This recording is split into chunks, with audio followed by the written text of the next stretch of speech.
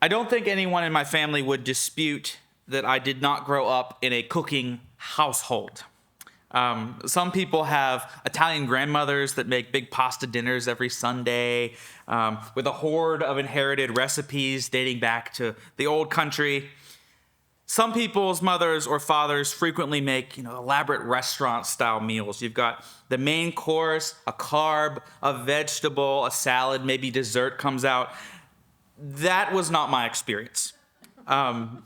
We had a good family dinner every night, but it was usually at least partially frozen. I remember my mom making hamburger helper one time and forgetting to add the milk, which was good.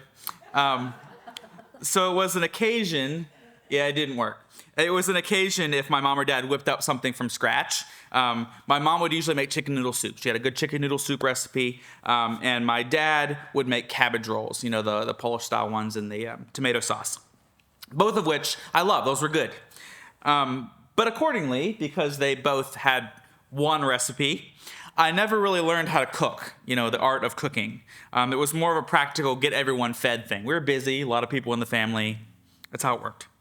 So I had to pick up cooking myself when I first moved into my apartment in college. And I rather quickly developed a few recipes, a few spins on them. One of my prized inventions was my potato soup, which probably some of you have had at Thanksgiving. And it was originally, I made it as a college poverty recipe because it was like potatoes and broth and onions that could feed me for like a whole week for $4. But over time, it developed into a more luxurious dish. I started adding cheese and sour cream and bacon and a can of beer, and suddenly it wasn't cheap anymore. So I've gotten pretty good. A few years back, I learned how to reproduce Stormy's favorite Mexican restaurant dish. Friends have praised the tacos that I make. I make a good pulled pork in the crock pot. And what has really helped me get good at cooking, besides just experimenting, is learning a few bedrock concepts that tend to work across a lot of stuff. You should always use more butter than you think. That's true. And real butter is important. Like, if something tastes really good in a restaurant, not as good at home, it's probably because it doesn't have as much butter in it. A splash of white wine goes far. A squeeze of lemon or lime at the end of it accomplishes a lot. And most fundamentally, and this is kind of under all those rules, the vast majority of dishes need, and this was a book and a Netflix series a couple years ago, a careful combination of salt, fat, acid, and heat. And this is not a new concept. People have understood this in every cuisine around the world for thousands of years. Every culture has a different fat they use, a different kind of salt, a different kind of heat. But the point is, it's all there. Because each of these components helps food be as appealing as possible and turn whatever raw materials it was into something greater. And salt, I think, is maybe the most interesting. Because saltiness is a flavor of its own, the flavor of just salt, right? But the point of adding salt to food is very rarely to make it salty. Salty snacks are something that are good in moderation. You might like a little bag of chips or something, but no one wants a salty meal.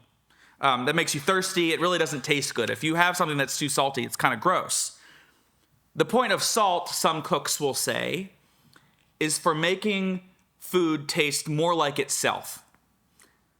Salt draws out a delicate, complex flavor that you'll notice, even if you don't, and you shouldn't, taste the salt itself.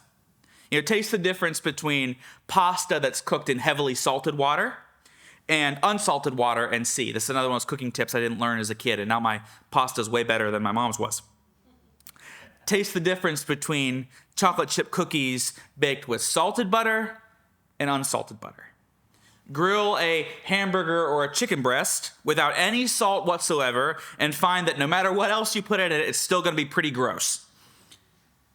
Whenever you visualize the taste of your favorite food, imagining what it tastes like perfectly prepared, you're imagining it with the right amount of salt in it. You, us, we, Jesus says, are the salt of the earth. The church of Jesus serves the same role to the world that salt does for cooking.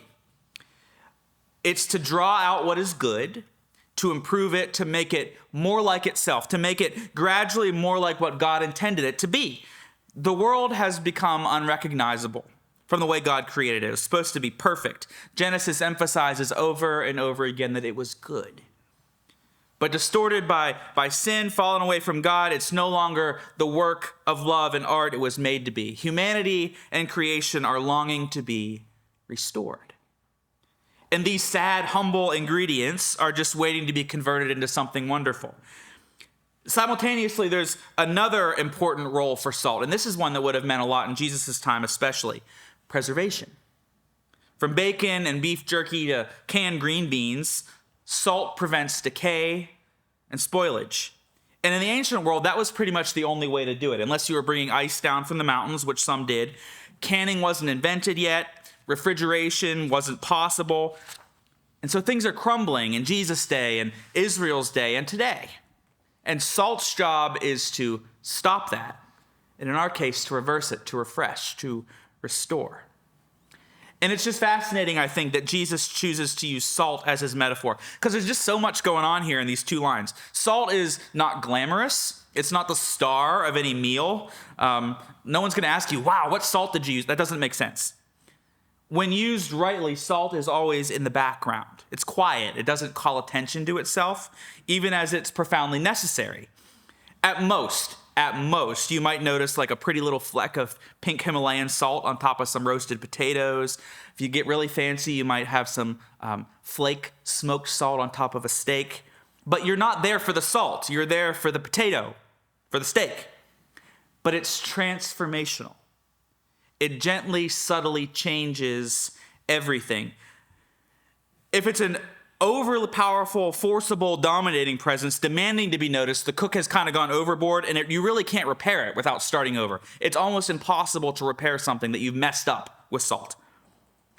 And so Jesus is showing us that this subtle, background, slow, gentle work is nothing to be ashamed of. To be the salt of the earth is to engage in faithful, continuous, devoted ministry in the hope of making things better.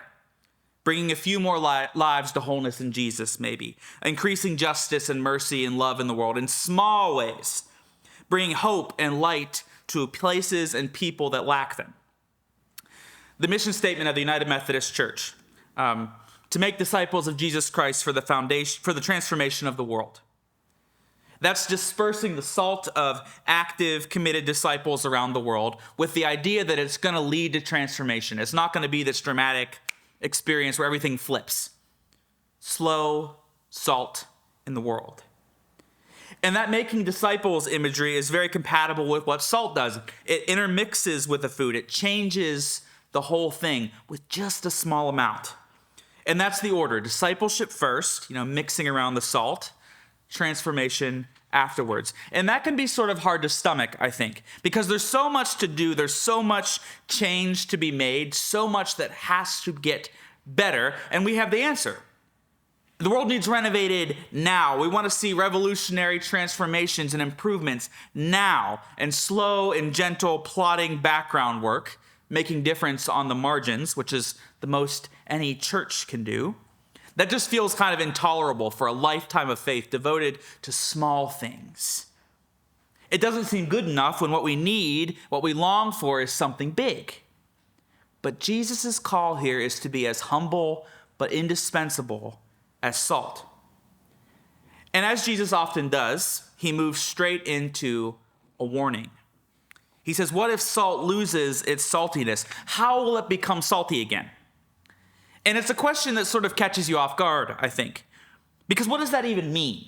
How can salt cease being what it is? It's like water ceasing to be wet. What happens when water loses its wetness? It's a question that doesn't work. And maybe that's exactly the point.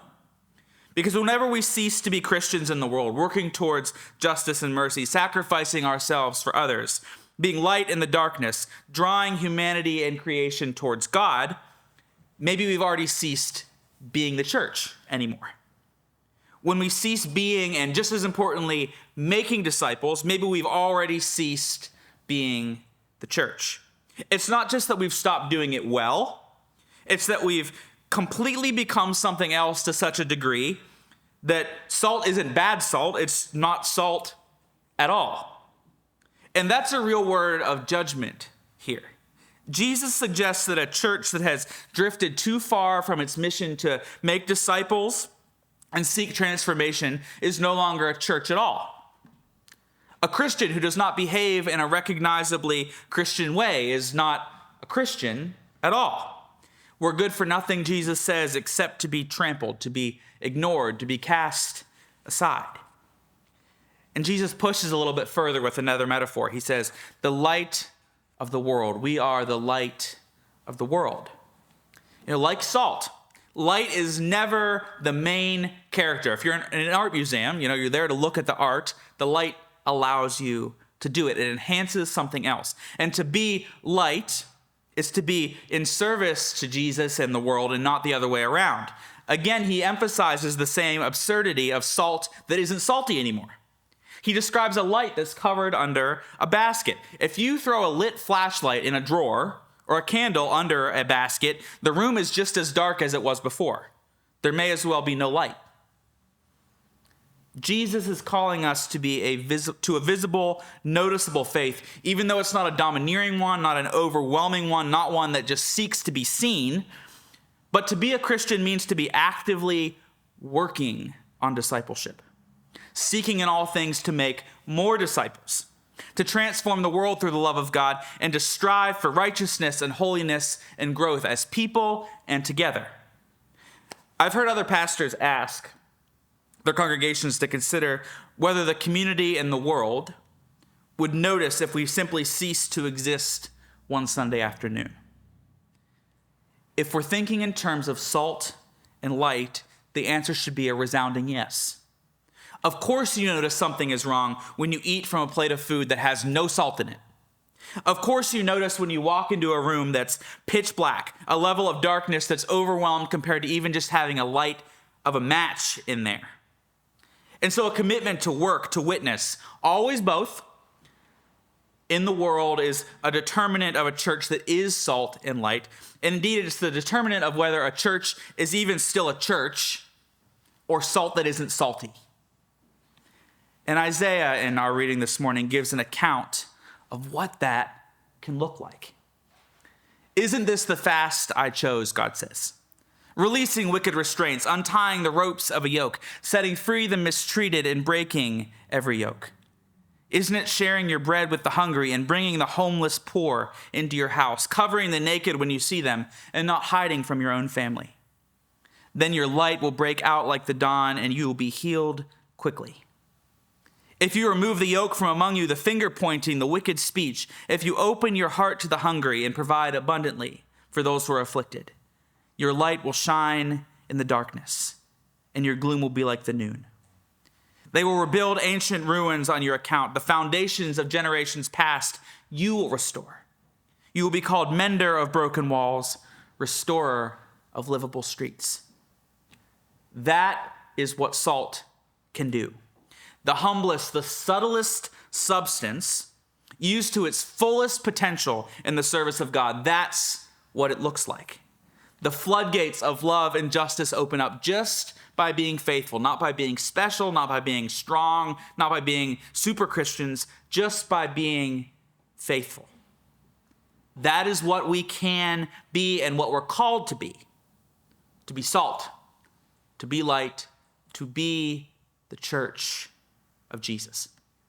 In the name of the Father, and the Son, and the Holy Spirit. Amen.